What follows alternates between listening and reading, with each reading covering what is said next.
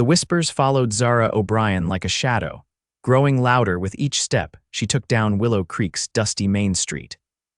At 6 feet tall, she towered over most women in town, and even some men, making her an easy target for the cruel gossip that had plagued her since childhood. But on this sweltering summer day in 1875, something inside her finally snapped. "Look at that giantess. She'll never find a husband unless she stoops to propose," sneered Beatrice Miller, the shopkeeper's wife, just loud enough for everyone to hear. Zara quickened her pace, clutching her basket of supplies tighter against her chest. At 22, she'd grown accustomed to the ridicule, but never immune to it.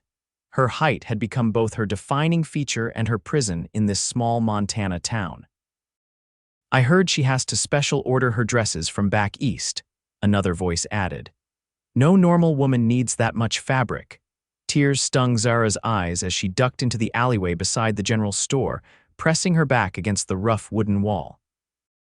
She'd spent years trying to make herself smaller, hunching her shoulders, avoiding heeled boots, even cutting her auburn hair shorter to reduce any added height. Nothing helped. "Miss, are you all right?" The deep voice startled her. Zara hastily wiped her eyes before turning to face a man she'd never seen before. Her breath caught in her throat. He stood eye level with her, maybe even an inch taller, with broad shoulders and a gentle expression that contrasted with his rugged appearance. "I'm fine," she mumbled, embarrassed at being caught in a moment of weakness.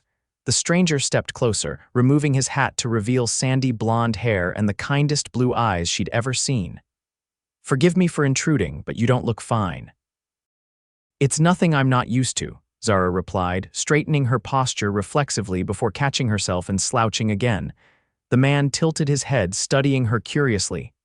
"Why do you do that?" "Do what?" "Make yourself smaller."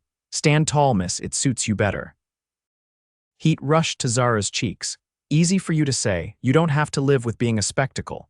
He smiled then, a warm, genuine smile that reached his eyes. "My name's Ethan Dawson, just arrived in town yesterday looking for ranch work." He extended his hand. Hesitantly, Zara took it. His grip was firm but gentle. "Zara O'Brien." "Well, Miss O'Brien, I think we might have something in common." When she raised an eyebrow, he continued, "Back home, they called me the beanpole. Grew too fast as a boy, all limbs and no grace. At least you're a man. Tall men are respected." "Tall women are." She trailed off. "Beautiful," Ethan finished, holding her gaze steadily. "And now I can meet your eyes without craning my neck, which is a mighty nice change." Something fluttered in Zara's chest, a feeling so foreign she almost didn't recognize it as hope. But before she could respond, the general store's bell jingled as the door swung open and several townswomen emerged, their laughter cutting through the moment. "I should go," Zara said quickly. Ethan nodded, settling his hat back on his head. "I hope to see you again, Miss O'Brien." As Zara hurried away, she felt his eyes following her. For once, the sensation of being watched didn't make her want to disappear. The O'Brien farm sat on the outskirts of Willow Creek, a modest spread that had been in the family for 2 generations. Zara's father had died 3 years prior, leaving her and her mother to manage the land with the help of 2 hired hands. It wasn't easy, but they'd managed to keep it productive. "Where have you been?" Martha O'Brien called from the porch as Zara approached. At 50, her mother remained a handsome woman despite the lines grief had etched around her eyes. "I was beginning to worry. Just went into town for supplies," Zara replied, climbing the steps. "The usual gossip followed me." Martha's expression softened. "Don't let those small-minded people diminish you, dear. Your father always said your height was a blessing." "A blessing that's made me an old maid at 22, Zara muttered. "Nonsense. You've simply not met a man worthy of you." Martha took the basket from Zara's hands. "Besides, I was 24 when I married your father. There's time yet." Zara followed her mother inside, the familiar scent of baking bread filling the modest home. "I met someone today, a newcomer." Martha paused, turning with interest. "Oh, his name is Ethan Dawson, looking for ranch work." Zara busied herself unpacking the supplies. "He's tall, like me." A knowing smile played across Martha's lips. "Is he now, and handsome too, I presume?" "Mother," Zara admonished, though she couldn't hide her blush. "Well, if he's looking for work, send him our way. Johnson's getting too old for the heavy lifting." and we could use another set of strong hands around here. Zara nodded, her mind already drifting back to Ethan's kind eyes and the way he'd looked at her not as a curiosity or an oddity, but as a woman. The next morning, Zara rode into town earlier than usual, telling herself it was to avoid the midday heat rather than any hope of encountering Ethan again. She needed to mail a letter to her uncle in Denver and pick up some medicine for Johnson's arthritis. The town was quieter at this hour, with only a few merchants setting up for the day. Zara tied her horse outside the post office and stepped inside, relieved to find it empty except for old Mr. Peterson behind the counter. "Morning, Miss O'Brien," he greeted her. "Early today, aren't we?" "Good morning, Mr. Peterson, just trying to beat the heat." She handed him her letter and payment. As she exited the post office, a familiar figure emerged from the boarding house across the street. Ethan spotted her immediately, his face lighting up as he crossed to meet her. "Miss O'Brien," he greeted, removing his hat. "Seems fate's smiling on me today." Zara felt a flutter of nervousness. "Mr. Dawson, good morning. Please call me Ethan." He fell into step beside her as she walked toward the apothecary. "Any luck with your ranch hand search?" Zara paused, surprised. "How did you know about that? Small town," he replied with a slight shrug. "Heard the O'Brien place was looking for help while asking around about work yesterday. And you didn't think to mention it when we met." Ethan's expression grew serious. "Didn't want you thinking I was talking to you just to get a job. Wanted to be clear my interest was in you, not employment." The straightforward admission caught Zara off guard. Men rarely spoke to her so directly or expressed interest at all. "Well," she managed, "we are looking for someone. Johnson's getting on in years, and Mother and I can't manage everything ourselves. I'd be honored to be considered." Ethan's gaze was steady. "I've worked cattle since I was 12 and I'm good with horses. References from my last job in Wyoming if you need them." "Why'd you leave Wyoming?" Zara asked. A shadow crossed his face. "Ranch owner died. His son sold the place to a cattle company that brought in their own men." He hesitated. "Truth is, I've been drifting since, looking for somewhere to put down roots." There was something compelling about his honesty. "Come by this afternoon," Zara heard herself say. "Mother will want to meet you before making any decisions." Relief and something else, excitement, perhaps, flashed in Ethan's eyes. "I'll be there." He hesitated, then added, "Even if the job doesn't work out, I'd like to see you again, Miss O'Brien." Before Zara could respond, a loud voice called out, "Well, if it isn't the tree woman." Thomas Reed, the butcher's son, swaggered toward them with several friends in tow. Known for his mean streak, he'd been one of Zara's most persistent tormentors since childhood. "Tell me, Miss O'Brien, do birds nest in your hair when you're standing up straight?" His companions laughed on cue. Zara felt herself beginning to shrink, shoulders hunching instinctively. But before she could step away, Ethan's hand touched her elbow gently. "Stand tall," he murmured, just loud enough for her to hear. Drawing strength from his words, Zara straightened to her full height. For the first time, she noticed that Thomas barely reached her chin. Ethan stepped forward, his expression pleasant but his eyes hard as steel. "Didn't catch your name, friend." Thomas puffed out his chest. "Thomas Reed, who's asking?" "Ethan Dawson." He extended his hand, which Thomas reluctantly shook. "New in town. Just admiring how fortunate I am to meet a woman whose eyes I can look directly into without a crick in my neck." Thomas blinked, clearly thrown by Ethan's approach. "You sweet on the giantess.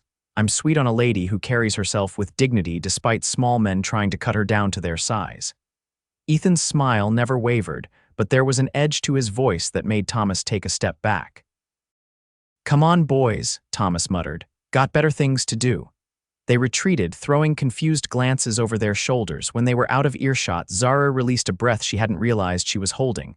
"You didn't have to do that." "I know," Ethan replied simply, "but I wanted to." They stood in the middle of the street, the morning sun bathing them in golden light, two tall figures creating long shadows across the dirt road. Something shifted between them in that moment, a connection forged in shared understanding. "This afternoon, then?" Ethan asked softly. Zara nodded. "I'll be looking for you." As she turned to continue her errands, Zara felt lighter than she had in years, no longer fighting the urge to make herself smaller. For the first time, she wondered if her height might be not a curse, but a way to find exactly where and with whom she belonged. The ride back to the farm seemed shorter than usual, Zara's mind filled with thoughts of Ethan. There was something about him that felt different from any man she'd ever met, an ease with himself that allowed him to see her clearly. Martha was in the vegetable garden when Zara arrived home, her wide-brimmed hat shielding her from the sun as she harvested early summer squash. "You're back sooner than I expected," she commented, straightening with a basket of vegetables. "We may have a solution to our help problem," Zara said, dismounting. "Ethan Dawson, the man I mentioned, is coming by this afternoon to speak with you." Martha's eyebrows rose. "That was quick. Is he qualified?" "Says he's worked cattle since he was a boy, has references." Zara led her horse to the small barn.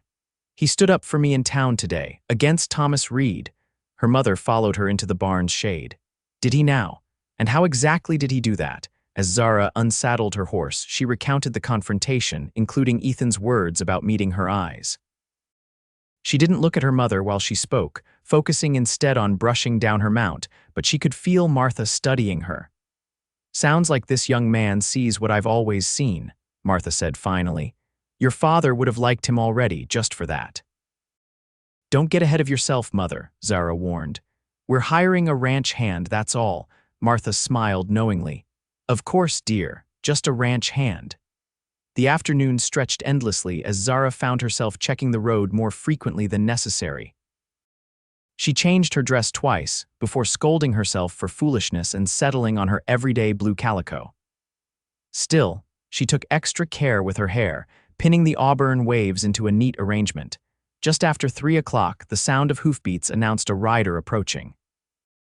Zara forced herself to remain seated on the porch, pretending to be engrossed in mending a shirt, as Ethan rode up on a handsome chestnut gelding. "Afternoon, Miss O'Brien," he called, dismounting with fluid grace. He'd clearly cleaned up for the visit, his clothes neat if worn, his face freshly shaved. "Mr. Dawson," she acknowledged, setting aside her sewing, "my mother's expecting you."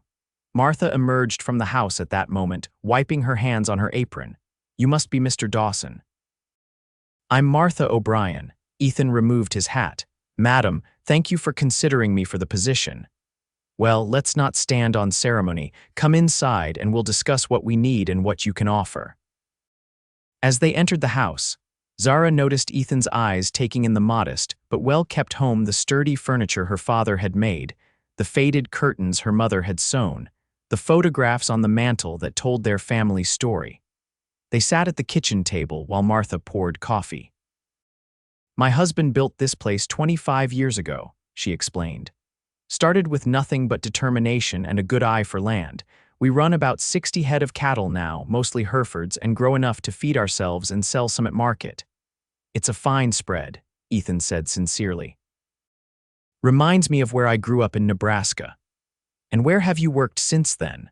Martha asked. Ethan outlined his experience: 3 years on his family's farm until they lost it in '68, then work on progressively larger ranches in Nebraska, Colorado, and finally Wyoming.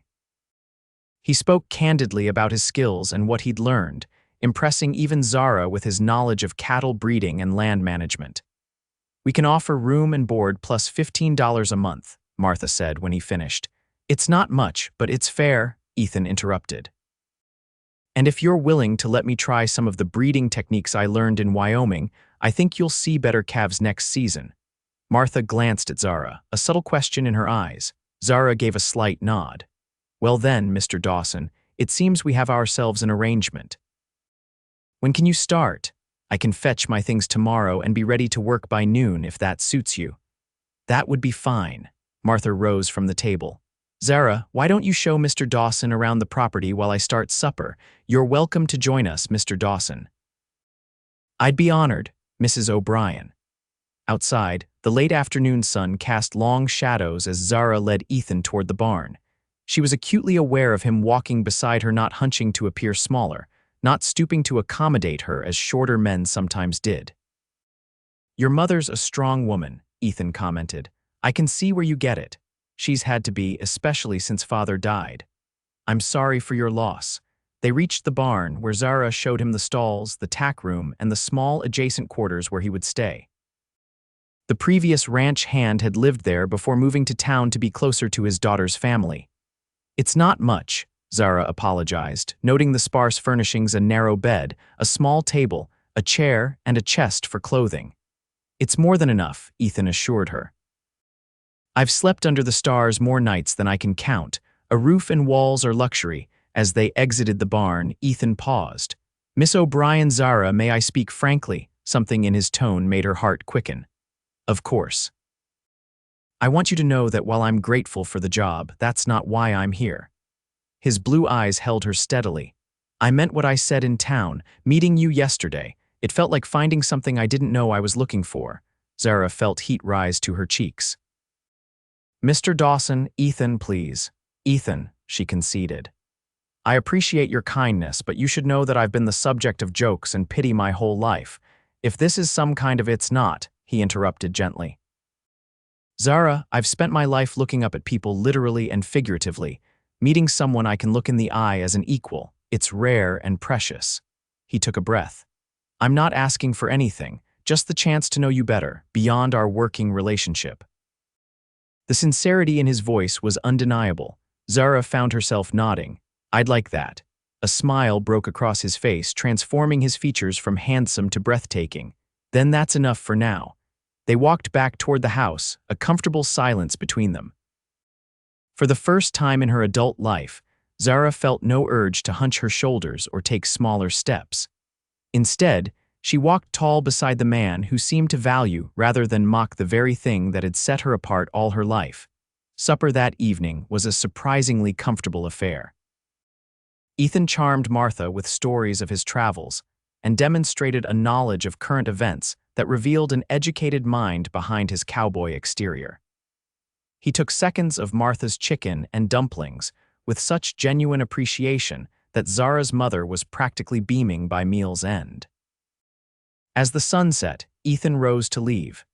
"Thank you for your hospitality, Mrs. O'Brien. Miss O'Brien, I'll be back tomorrow to start earning my keep." Martha insisted on sending him with a bundle of leftover biscuits and jam for his breakfast, which he accepted gratefully. Zara walked him to his horse, the twilight casting a purple glow over the landscape. "Your mother's cooking rivals the finest restaurants in Cheyenne," Ethan said as he mounted. "I'll tell her you said so. She'll be pleased." He settled into the saddle, looking down at her with an expression that made her breath catch. "Until tomorrow, Zara." "Until tomorrow, Ethan." As she watched him ride away, Zara realized she was standing straighter than she had in years, no longer trying to diminish her presence. The feeling was as exhilarating as it was unfamiliar. "He's a good man," Martha said, appearing beside her. "I can tell. You barely know him, Mother." "I know enough. I saw how he looks at you like you're exactly as you should be." Zara couldn't argue with that assessment. It was precisely what had drawn her to Ethan from their first meeting. "Just be careful with your heart," Martha added softly. And his. The following weeks established a new rhythm at the O'Brien farm. True to his word, Ethan proved himself an exceptional worker. He repaired fences that had been neglected for months, reorganized the barn for efficiency, and implemented a new feeding regimen for the cattle that already showed promising results. Johnson, their elderly hired hand, initially viewed Ethan with suspicion, but soon warmed to him when Ethan devised a pulley system that reduced the strain on Johnson's arthritic shoulders during certain chores. "Boys got a good head on them broad shoulders," Johnson told Zara one afternoon. "Your pa would have liked him." But it was during the evening hours, after the day's work was done, that Zara truly came to know Ethan. They fell into the habit of sitting on the porch after supper, watching the sunset and talking. He told her about losing his family farm to drought and debt, about the years of drifting from job to job, and about his dream of someday having land of his own again. In turn, Zara shared stories of growing up as the too tall girl in a small town, of her father's unwavering support, and of her own dreams of seeing more of the world beyond Willow Creek. "Denver's as far as I've ever been," she admitted one evening. "Father took me when I was 16. I'll never forget seeing those tall buildings, the theaters, the restaurants. People didn't stare at me there. There were so many different types of folks that nobody seemed to notice." Ethan nodded, understanding. Cities have a way of making everyone anonymous. It's both a blessing and a curse. Have you been to many? Chicago, St. Louis, San Francisco. Each one has its own character. He gazed at the darkening sky. But there's something about open country that always calls me back. Cities make me feel trapped after a while. I can understand that, Zara said. I missed the sky in Denver. It felt smaller there somehow. Ethan turned to her, his face half illuminated by the lamplight from the window. You understand better than most, I think, the need for space to be yourself. The insight startled her. Yes, exactly. A comfortable silence fell between them before she spoke again. Have you always been so at ease with your height? Ethan chuckled. Lord, no. As a boy, I was all knees and elbows, growing so fast my mother couldn't keep me in pants that fit. The other boys called me Stretch and Stork and worse. His expression grew more serious. But my father, he was tall too, told me something I never forgot. He said, son, the air is cleaner up here. Stand tall and breathe it deep. That's beautiful, Zara murmured. It is. Ethan's gaze was warm. Your father sounds like he gave you similar wisdom. He did. He used to say I was closer to heaven than most folks. Her voice caught slightly. I miss him every day. Without hesitation, Ethan reached across the space between their chairs and took her hand. His palm was calloused but gentle against hers. He'd be proud of you, Zara. Of how you've kept this place going, of how you carry yourself despite what small minds say. They sat hand in hand as the first stars appeared, neither feeling the need to fill the silence with words. It was the first time a man had held Zara's hand, and she marveled at how natural it felt. No awkwardness, no sense of being too much or too different. Just two people connected in the growing darkness. When Martha called from inside about the lateness of the hour, Ethan reluctantly released her hand. Sweet dreams, Zara, he said softly. That night, Zara's dreams were indeed sweet, filled with images of wide open spaces where she could stand tall without fear or shame. As July gave way to August, the heat intensified, making the days long and demanding. The cattle needed extra water, the garden required constant attention to prevent wilting, and the physical labor left everyone exhausted by day's end. Yet despite the challenges, Zara found herself happier than she'd been in years. Ethan's presence had changed something fundamental at the O'Brien farm and in her heart. Their evening conversations continued, growing deeper and more personal. Sometimes Martha joined them, but often she tactfully claimed tiredness and left them alone. One particularly hot afternoon, Zara took a basket of lunch to Ethan and Johnson, who were repairing a windmill in the north pasture. As she approached, she saw Ethan at the top of the structure, his shirt off in the heat, muscles working as he adjusted the mechanism. She paused, momentarily transfixed by the sight. At 26, Ethan's body was that of a man who'd spent his life in physical labor, broad-shouldered, lean-waisted, skin bronzed by the sun. For a moment, Zara allowed herself to appreciate him simply as a woman admires a handsome man, without the complications of social expectations or her own insecurities. Johnson spotted her first. Miss Zara, tell me that's lemonade in that basket. Ethan looked down, his face breaking into a wide smile at the sight of her. He quickly descended the windmill, grabbing his shirt from where it hung on a fence post and slipping it on as he approached. The gesture seemed more about respect than modesty, and Zara appreciated it even as a small part of her regretted the covering of his sun-dappled skin. You're an angel of mercy, Ethan said, reaching for the basket. His fingers brushed hers in the exchange, sending a now familiar warmth through her. They sat in the shade of a large oak tree, enjoying Martha's fried chicken and biscuits with the promised lemonade.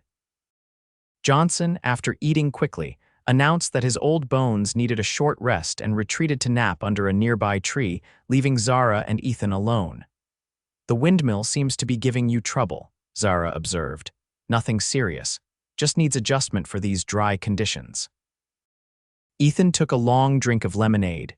Your mother mentioned at breakfast that you're planning a trip to town tomorrow.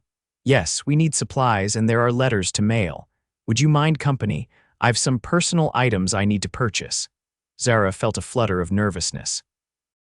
They hadn't been seen together in town since that first confrontation with Thomas Reed. Are you sure? People will talk. Ethan's expression grew serious. Let them. Unless, are you uncomfortable being seen with me? No, not at all, Zara assured him quickly. I'm used to the stares and whispers, but I wouldn't want to subject you to that. He reached across the blanket they sat on, taking her hand. Zara, I'm not ashamed to be seen with you. Quite the opposite. His thumb traced small circles on her palm, sending shivers up her arm despite the heat. Then yes, I'd welcome your company. Johnson's soft snores from the nearby tree reminded them they weren't entirely alone. Ethan reluctantly released her hand and began packing up the remains of their lunch. We should get back to work before the old man sleeps the day away, he said with a fond glance toward Johnson. As they stood, Ethan suddenly stepped closer, his voice dropping to a near whisper. I've been wanting to ask you something, Zara. There's a harvest dance in 2 weeks. Would you consider attending with me? The annual harvest dance was a tradition in Willow Creek, held in the town hall before the hard work of autumn began in earnest. Zara had attended in previous years only because her mother insisted, usually spending the evening seated with the older women, watching others dance while pretending not to notice the pitying glances or cruel whispers. I haven't been to the dance in years, she admitted. Not since father died. Then it's time you returned. Ethan's blue eyes held hers. I'm a passable dancer despite these long legs, and I'd be honored to escort you. The thought of entering the town hall on Ethan's arm, of actually dancing instead of watching from the sidelines, was both thrilling and terrifying. People will stare. Let them. We'll give them something worth staring at. His smile was contagious. Say yes, Zara. Looking up into his hopeful face, Zara found she couldn't refuse. Yes. The smile that broke across his features was like sunrise. You've made me a happy man, Miss O'Brien. With a quick glance to confirm Johnson was still sleeping, Ethan raised her hand to his lips and pressed a gentle kiss to her knuckles. Until tomorrow's trip to town, then. As he turned back to the windmill, Zara stood momentarily stunned, her hand tingling where his lips had touched. In that moment, she realized that what she felt for Ethan Dawson had grown far beyond friendship or attraction. The tall cowboy who had walked into her life just weeks ago had somehow become essential to her happiness. The realization should have frightened her. Instead, she felt a curious sense of peace as she gathered the picnic things and headed back toward the house, standing taller with each step. The trip to town the next day marked a turning point. Riding side by side with Ethan, Zara felt both exposed and protected. The familiar anxiety tightened her chest as they approached Willow Creek's main street, but Ethan's steady presence beside her provided an anchor. They tied their horses outside the general store. Before entering, Ethan offered his arm with a formal gesture that made Zara smile despite her nervousness. Shall we, Miss O'Brien? Taking his arm felt like a declaration. Together, they made an impressive pair, both tall and straight-backed, moving with a confidence that drew eyes from every direction. The whispers started immediately. Zara caught fragments as they moved through the store, selecting supplies from Mr. Peterson's shelves. The O'Brien girl and that new ranch hand. Never seen her stand so straight. Match her in height, that's for certain. Ethan either didn't hear the comments or chose to ignore them, focusing entirely on Zara and their shopping list. His hand occasionally touched the small of her back as they navigated the narrow aisles, each contact sending warmth through her body. They were examining a shelf of canned goods when Beatrice Miller approached, her smile sharp as a knife. Miss O'Brien, how nice to see you in town. And with company, no less. Mrs. Miller, Zara acknowledged stiffly. This is Ethan Dawson, our new ranch hand. Is that what they're calling it these days? Beatrice's gaze flicked between them suggestively. How progressive of your mother to allow such arrangements. Zara felt her face flush with anger and embarrassment, but before she could respond, Ethan stepped forward, his expression pleasant but his eyes cold. Mrs. Miller, isn't it? I've heard about you. His tone made it clear that what he'd heard wasn't flattering. Miss O'Brien has been kind enough to show me around town as I'm new to the area. Her mother has been equally welcoming, which speaks to the quality of their character. He paused meaningfully. Not everyone in town seems to possess such Christian virtues. Beatrice's mouth opened and closed wordlessly, her face reddening. Well, I never, perhaps you should, Ethan suggested mildly. Good day, Mrs. Miller. Taking Zara's arm, he guided her toward the counter where Mr. Peterson waited with barely concealed amusement. That was. Direct, Zara murmured when they were out of earshot. I have little patience for people who mistake cruelty for cleverness, Ethan replied. Especially when directed at someone I care about. The simple declaration warmed Zara more than any elaborate compliment could have. As they completed their purchases and loaded the supplies into Zara's wagon, she noticed the change in how people were looking at them, still curious, but with less malice and more speculation. Their final stop was the dressmaker's shop, where Zara needed to pick up material for new curtains. As they approached, she hesitated. Mrs. Finch can be difficult, she warned. Perhaps you'd prefer to wait outside. Ethan's eyebrows rose. Is she unkind to you? She makes alterations to my dresses, but she never lets me forget what an inconvenience my height is. How much extra fabric I require, how difficult the proportions are. Then I'm definitely coming in, Ethan said firmly. I'd like to meet this paragon of customer service. Despite her apprehension, Zara found herself smiling at his protective tone. They entered the shop together, the bell above the door announcing their arrival.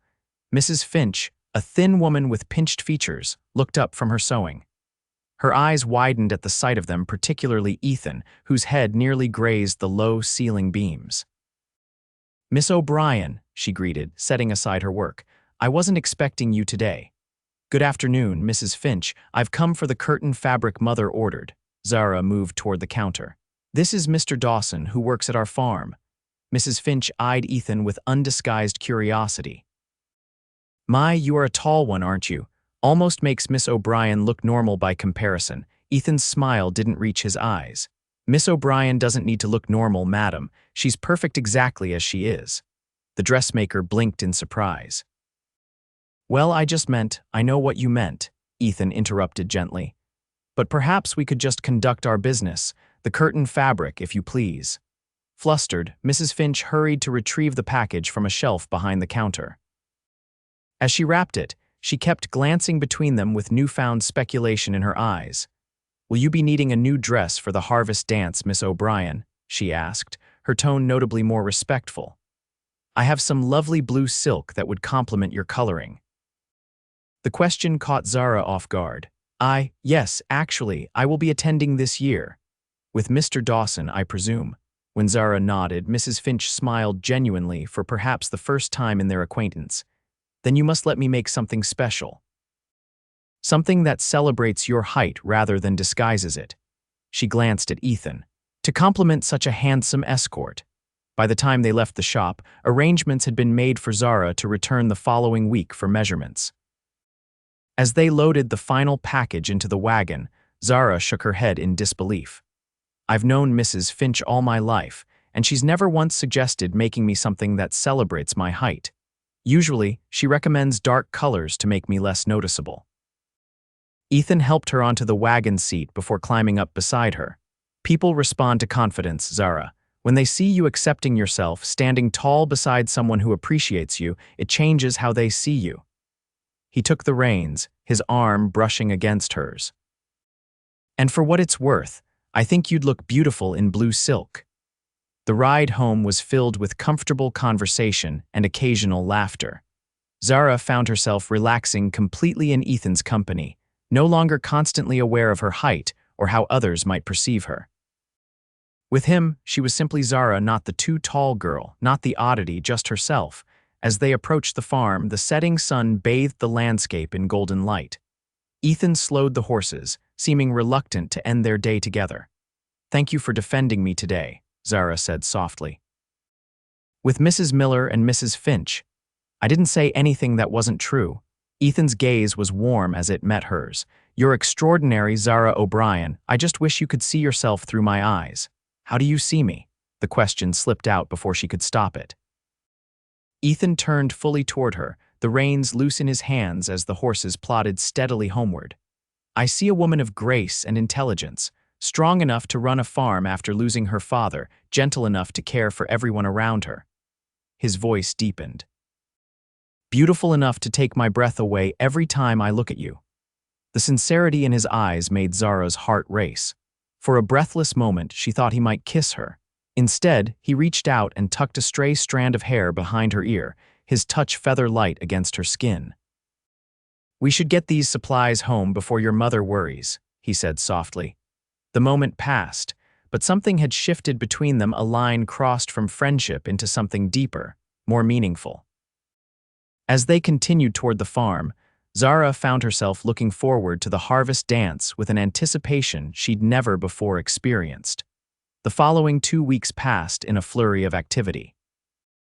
The farm demanded constant attention as they prepared for the upcoming harvest, but Zara and Ethan still found moments to be together, sharing coffee at sunrise before the day's work began, or sitting on the porch in the evening, talking until the stars emerged. Zara visited Mrs. Finch for fittings, surprised by the dressmaker's enthusiasm for creating something befitting a woman of stature, as she now put it. The blue silk was indeed lovely, the shade of a summer sky, and the design Mrs. Finch proposed was more elegant than anything Zara had ever worn. "Mr. Dawson won't be able to take his eyes off you," Mrs. Finch declared during the final fitting, 3 days before the dance. "Not that he seems to look elsewhere when you're present anyway." The observation made Zara blush. "We're friends," she said, though the word felt inadequate for what had grown between them. Mrs. Finch raised an eyebrow as she pinned a seam. "If you say so, dear. But I've been dressing women for 40 years, and I know the look of a man in love when I see it." Love. The word echoed in Zara's mind as she rode home with her wrapped dress. Was that what she felt for Ethan? Was it possible he felt the same? The thought both thrilled and terrified her. The evening of the harvest dance arrived with perfect weather, warm but not hot, with a gentle breeze that carried the scent of ripening crops and distant rain. Martha helped Zara dress, her eyes glistening with tears as her daughter emerged in the blue silk creation. "You look like a queen," Martha said, adjusting the drape of the skirt. "Your father would be so proud." The dress was unlike anything Zara had worn before. Instead of trying to minimize her height, it emphasized her long, graceful lines. The bodice was fitted but modest, the skirt flowing without excess fabric, and the sleeves showed off her slender arms to advantage. "Are you sure it's not too much?" Zara asked nervously, turning before the mirror. "It's perfect," Martha assured her, "and exactly right for the occasion." She handed Zara a small velvet box. "I want you to wear these tonight." Inside were pearl earrings that had belonged to Zara's grandmother. "Mother, are you sure?" "Absolutely. They're yours now." Martha squeezed her daughter's hands. "Be happy tonight, Zara. You deserve every joy." A knock at the front door announced Ethan's arrival. Martha went to answer it while Zara took a final look in the mirror, hardly recognizing the confident woman who gazed back at her. When she descended the stairs, Ethan was waiting in the parlor. He turned at the sound of her footsteps, and the expression that crossed his face made Zara's heart skip. He stood perfectly still, his eyes wide with admiration. "Zara," he breathed, the single word filled with reverence. He looked handsome in his best clothes, not new, but well kept and carefully pressed. His hair was neatly combed, his face freshly shaved. But it was the way he looked at her that made Zara feel truly beautiful for the first time in her life. "You look." Ethan seemed to struggle for words. "I don't have the vocabulary to do you justice." Martha cleared her throat, reminding them of her presence. "You both look wonderful. Now, you'd better get going if you want to arrive at a respectable hour." Ethan offered his arm, and Zara placed her hand on it, feeling the solid strength beneath his sleeve. "Your chariot awaits, Miss O'Brien," he said with a smile. Outside, Zara was surprised to find not the farm wagon but a handsome buggy with the O'Brien's best mare hitched to it. "Johnson helped me clean it up," Ethan explained. It seemed more fitting for the occasion than the work wagon. The thoughtfulness of the gesture touched Zara deeply. As Ethan helped her into the buggy, his hands at her waist were strong and sure. The brief contact sent a thrill through her body that had nothing to do with nervousness, and everything to do with the growing attraction between them. The ride to town was magical in the deepening twilight. They talked easily about everything and nothing, comfortable in each other's company yet aware of the anticipation building between them. As they approached Willow Creek, lights glowed from every window and the sound of music drifted from the town hall. "Are you ready?" Ethan asked as he brought the buggy to a stop. Zara took a deep breath. "With you beside me?" "Yes." The town hall was decorated with autumn flowers and golden bunting. Lanterns hung from the rafters, casting a warm glow over the assembled townspeople. As Zara and Ethan entered, conversation momentarily faltered, heads turning to observe the striking couple. Zara felt the familiar urge to shrink, to make herself less noticeable. But Ethan's hand at the small of her back was reassuring, his presence beside her a reminder that she had nothing to be ashamed of. "Miss O'Brien, Mr. Dawson," Pastor Wilson approached them with a welcoming smile. "How wonderful to see you both." "Miss O'Brien, it's been too long since you've attended one of our community gatherings." "Thank you, Pastor," Zara replied, surprised by his warmth. "It's good to be here." Other greetings followed, some genuinely friendly, others merely curious, but none openly hostile. Ethan remained at her side, his hand occasionally touching her elbow or back, a constant reminder of his support.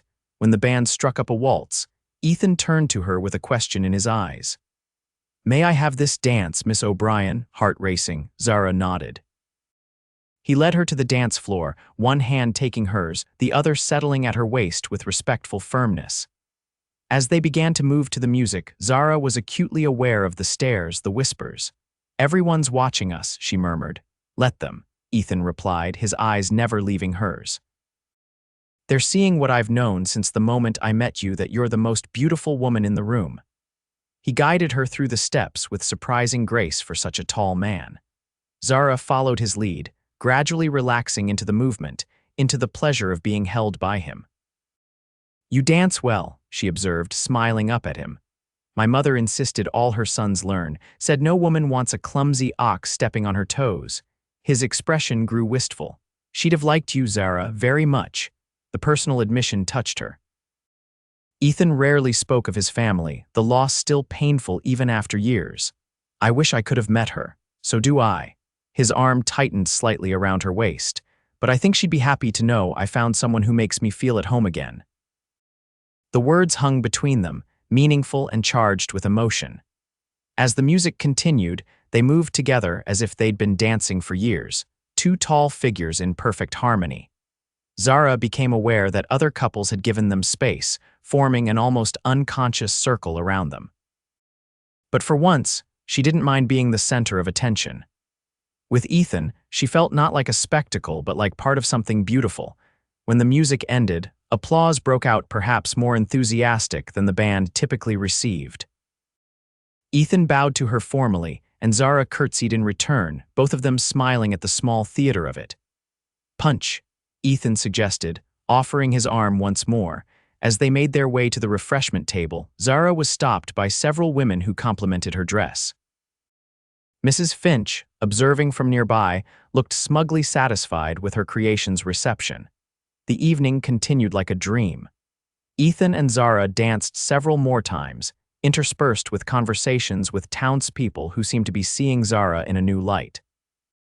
Even Thomas Reed kept his distance, watching sullenly from a corner. During a break in the music, Ethan leaned close to her ear. "Would you care for some air? It's getting rather warm in here."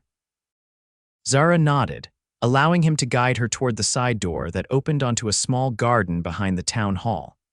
The night air was cool and refreshing after the heat of the crowded room, the stars brilliant overhead. They walked a short distance to a wooden bench beneath an old maple tree. Sitting side by side, Zara was struck by how natural it felt to be with Ethan, no awkwardness, no need to pretend or diminish herself. "You've changed things for me," she said softly. "Before you came, I never would have had the courage to attend tonight, much less dance or wear a dress like this." Ethan took her hand, his thumb tracing patterns on her palm as had become his habit. "I didn't change anything, Zara. I just helped you see what was already there." His voice was gentle in the darkness. "Your strength, your grace, your beauty, those have always been part of you. All I did was appreciate them." She turned to face him, struck by the sincerity in his expression, visible even in the dim light filtering from the town hall windows. "No one has ever seen me the way you do. Then everyone else has been blind." Ethan's hand moved to cup her cheek. "From the moment I saw you in that alley, trying to make yourself smaller, I knew you were someone extraordinary. All I wanted was to see you stand tall, to meet your eyes without you feeling the need to look away or down." His face was very close now, his voice a low murmur that seemed to wrap around her heart. "Zara O'Brien, I came to Willow Creek looking for work, but I found so much more. I found home, I found heart, I found you." The words she'd been holding back for weeks finally escaped. "I love you, Ethan." His smile was radiant in the moonlight. "And I love you, my tall, beautiful Zara." When his lips met hers, Zara felt as though she were finally, truly standing at her full height, no longer bending, no longer hiding, but fully herself in the arms of a man who cherished rather than mocked her difference. The kiss was gentle at first, then deeper as Ethan drew her closer, one hand cradling her face, the other at the small of her back. When they finally parted, both breathless, Ethan rested his forehead against hers. "I've been wanting to do that since the day we met." "I'm glad you waited," Zara replied softly. "It made it all the more special." They sat together in the garden for a long while, talking quietly, exchanging occasional kisses, planning a future neither had dared imagine before this night. When they finally returned to the dance, Zara noticed that people's glances held less curiosity now and more acceptance, as if seeing her happiness had somehow made her more familiar, less of an oddity. The remainder of the evening passed in a blur of music, laughter, and the constant, reassuring presence of Ethan at her side. When the final dance ended, they bid farewell to the other attendees and stepped out into the night, both reluctant to have the evening end. The ride back to the farm was filled with a comfortable silence, broken occasionally by shared observations about the dance or gentle teasing. Ethan's hand found hers on the seat between them, their fingers intertwining naturally. As they approached the O'Brien farm, lights still glowed in the windows. Martha was waiting up for them. Ethan helped Zara down from the buggy, his hands lingering at her waist. "I should see to the horse," he said reluctantly. "I'll help," Zara offered, unwilling to part from him just yet. Together they unhitched the mare and led her to the barn, working in companionable silence to remove the harness and brush her down. When the task was complete, they stood in the barn's dim interior, the lantern casting long shadows around them. "I should go in," Zara said, though she made no move to leave. "Mother will be waiting." Ethan stepped closer, one hand reaching up to touch her face. "Thank you for tonight, Zara, for the dance, for your trust, for loving me. Thank you for seeing me," she whispered. "Really seeing me." His kiss was tender, a promise of all that lay ahead for them. When they parted, Ethan's eyes were serious. "I'd like to speak with your mother tomorrow about us, about the future." Zara's heart quickened. "What will you say to her?" "That I love her daughter and want to build a life with her, if she'll have me." He smiled slightly. "That I know it's soon, but when something is right, you don't need time to be certain." Joy filled Zara's chest, expanding until she thought it might lift her off the ground. "She'll say what I'm saying now, yes." Ethan's smile was radiant as he drew her close once more. "Then tomorrow can't come soon enough." Hand in hand, they walked from the barn toward the house, two tall figures silhouetted against the night sky, no longer apart from the world but perfectly, wonderfully matched eye to eye, heart to heart. Martha was indeed waiting in the parlor, pretending to read but clearly anxious for news of the evening. Her face brightened at the sight of them together, their clasped hands telling the story before they spoke a word. "I take it the dance was a success?" she asked, setting aside her book. "Very much so," Zara replied, unable to keep the happiness from her voice. Ethan cleared his throat. "Mrs. O'Brien, with your permission, I'd like to call on Zara formally. My intentions are honorable," and Martha held up a hand, smiling. "Mr. Dawson, Ethan, I've watched you these past weeks. I've seen how you look at my daughter, how you value her. More importantly, I've seen how she blooms in your presence." Her eyes grew misty. "You have my blessing, though I suspect you already had Zara's." The three talked late into the night, making plans and sharing stories. When Martha finally insisted it was time for bed, she embraced Ethan warmly before retiring upstairs, leaving the young couple a few moments of privacy to say goodnight. "Until tomorrow," Ethan murmured, pressing a final kiss to Zara's lips before reluctantly heading toward his quarters in the barn. That night, Zara stood before her bedroom mirror, seeing herself with new eyes. The woman who gazed back was tall, yes, but also graceful, beautiful in her uniqueness. For the first time in her life, she felt no desire to be different, to be smaller or less noticeable. Ethan loved her exactly as she was, all of her, height included. As she prepared for bed, Zara remembered that first meeting in the alley when a kind stranger had told her to stand tall. How far she had come since that day, how much had changed. The future stretched before her, bright with promise and love, a future where she would never again feel the need to diminish herself to fit others' expectations. In the weeks that followed, Willow Creek witnessed the courtship of Ethan Dawson and Zara O'Brien with varying degrees of surprise and acceptance. They attended church together, rode into town side by side, and were seen walking along the creek in earnest conversation. Martha watched it all with quiet satisfaction, seeing in Ethan the kind of partner she had always hoped her daughter would find, someone who cherished Zara's uniqueness rather than merely tolerating it. On a crisp September evening, with the harvest nearly complete and the first hints of autumn coloring the trees, Ethan asked Zara to walk with him to the small hill overlooking the farm. The sunset painted the sky in shades of gold and crimson as they reached the summit, where a single oak tree stood sentinel over the land. "I've been thinking about the future," Ethan said, taking her hands in his. "About what I want where I belong." Zara's heart quickened. "And what have you decided? That home isn't a place, it's a person. It's you, Zara." He reached into his pocket and withdrew a small object. "I've been saving for years, hoping someday to have land of my own again. But I realize now that without someone to share it with, land is just dirt and grass." He opened his palm to reveal a simple gold ring with a small pearl.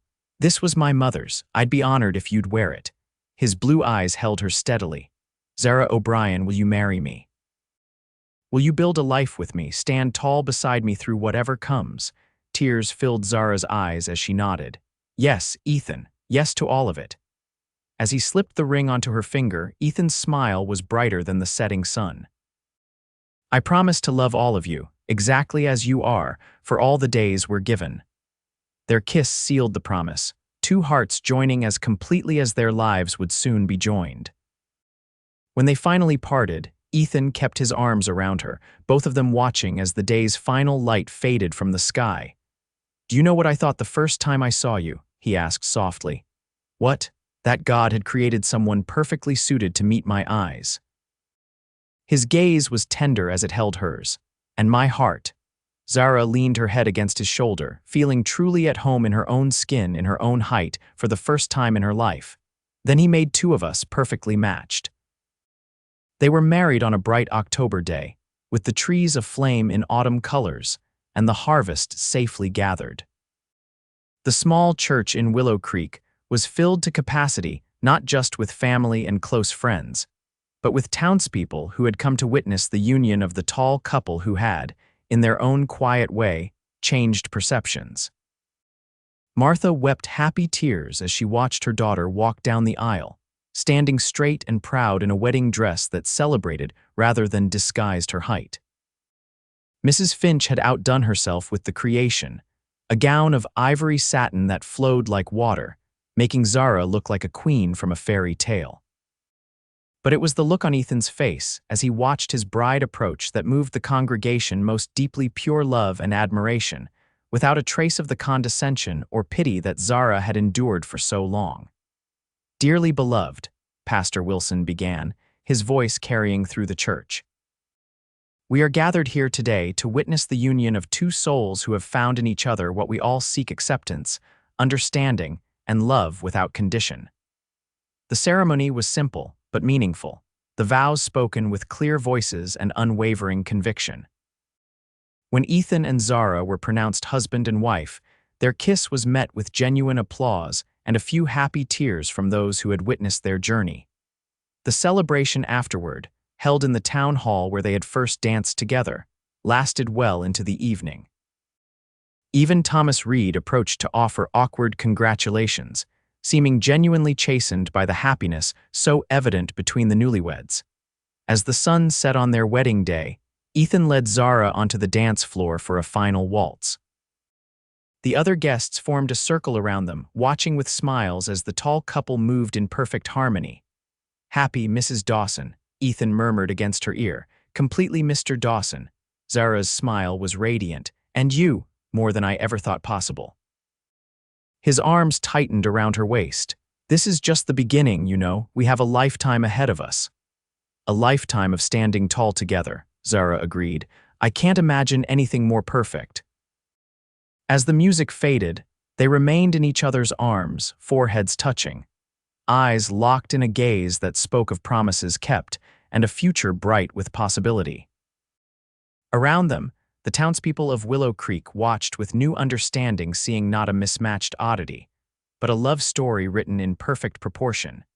In the years that followed, Ethan and Zara Dawson built a life that exceeded even their most hopeful dreams. With Martha's blessing, they expanded the O'Brien farm, implementing Ethan's innovative breeding techniques and gradually acquiring adjacent land as it became available.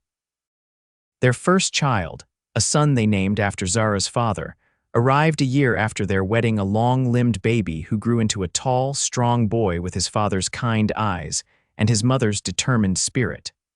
A daughter followed 2 years later, equally blessed with height and confidence. The Dawson children never knew the sting of mockery for their stature. From their earliest days, they were taught to stand tall and proud, to see their height as a blessing rather than a burden. In a home where both parents stood eye to eye, difference became normal, uniqueness celebrated rather than hidden. Willow Creek changed too, gradually becoming a place where Zara could walk down the street without whispers following her. New families moved in, the town grew, and the memory of the too tall girl faded, replaced by respect for the capable, confident woman who, with her equally tall husband, ran one of the most successful ranches in the county. On their 10th wedding anniversary, Ethan surprised Zara with a trip to Denver, her first return to the city since that childhood visit with her father. They attended the theater, dined in fine restaurants, and walked the busy streets where, as Zara had remembered, no one stared at her unusual height. "Happy?" Ethan asked as they stood on the balcony of their hotel room, overlooking the growing city. "Beyond words," Zara replied, leaning into his embrace. "Though I find I miss home already, the children, the farm, our life," Ethan finished, understanding as always. "I feel the same. This is a nice place to visit, but our hearts are back in Willow Creek." When they returned home, Martha had organized a small celebration with neighbors and friendspeople who had once whispered behind Zara's back, but now genuinely valued her friendship and contribution to the community. As the years passed, their love only deepened. They weathered the inevitable challenges of life together: drought seasons, economic downturns, the loss of Martha to a peaceful passing in her sleep at the age of 72. Through it all, they remained each other's anchor and greatest joy. Their children grew tall and strong, secure in themselves and their place in the world. Their son took to ranching with his father's passion and skill, while their daughter showed an aptitude for medicine that eventually took her to medical school in Denver, the first woman from Willow Creek to pursue such a path. On quiet evenings, Ethan and Zara would often sit on their porch, watching the sunset just as they had in those early days of their courtship. Sometimes they would reminisce about their first meeting, about the chance encounter that had changed both their lives so profoundly. "Do you ever wonder what would have happened if I hadn't walked down that alley that day?" Ethan asked once, his hair now streaked with silver but his blue eyes as kind as ever. "Sometimes," Zara admitted, her hand finding his with the familiarity of decades together. "But then, I remember what my father used to say, that some things are written in the stars long before we understand them." Ethan smiled, raising her hand to his lips in a gesture that still made her heart quicken after all their years together. "I think he was right. We were meant to find each other, two tall souls in a world that didn't quite know what to do with us. Until we found each other," Zara finished, "and finally had someone to meet our eyes. And our hearts, Ethan added softly, always our hearts. As the sun dipped below the horizon, painting the sky in shades of gold and purple, they sat in companionable silence. Two tall figures silhouetted against the fading light, still perfectly matched, still standing tall together. Their love a testament to the power of seeing beyond differences to the heart that beats beneath. In Willow Creek, their story became something of a legend, the tale of the woman who was mocked for being too tall and the cowboy who smiled and said, "Now I can meet your eyes." It was a reminder that love doesn't require conformity or compromise of self, but rather celebrates what makes each person unique. And on their 50th wedding anniversary, when asked the secret to their enduring happiness, Ethan and Zara Dawson gave the same answer they had lived by all those years. Stand tall together, see eye to eye, and never look down on love no matter what form it takes. It was a lesson their children, grandchildren, and eventually great-grandchildren carried forward, a legacy more valuable than land or livestock, more enduring than buildings or boundaries. A legacy of love that saw beyond appearance to the truth of the heart, that celebrated difference rather than merely tolerating it, that stood tall in a world often determined to make everyone the same. For in the end, it wasn't their height that made Ethan and Zara Dawson extraordinary. It was their courage to be fully themselves, to love without reservation, and to build a life where they could both stand tall together.